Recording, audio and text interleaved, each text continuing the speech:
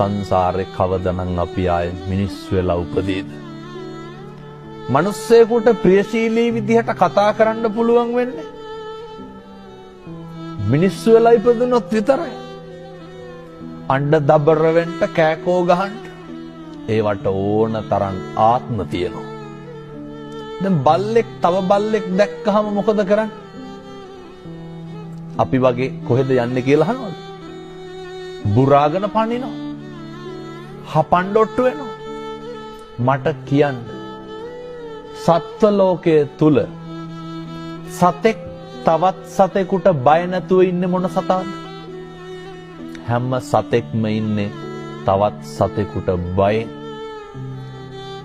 හැම සතෙක්ම ඉන්නේ තවත් සතෙකුගේ ග්‍රහණයට ලක් වෙයි කියලා නේ. පැහැදිලිද මම මේ කියන එක මනුෂ්‍ය ආත්ම භාවයේ තියෙන වටිනාකම? මේක තේරුම් නොගන්න තාක්කල් බනහන එකේ අර්ථයක් නැහැ.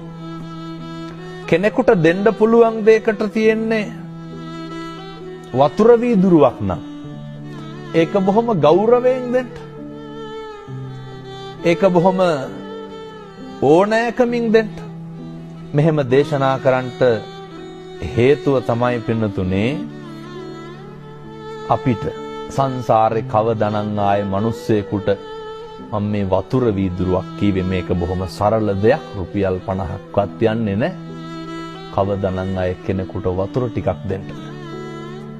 සමහරු කියනවා නේද ඔය වතුර ටිකක්වත් දෙන්නේ නැහැ උන්ට කියලා. කොහොමද මිනිස්සු එහෙම කියන්නේ?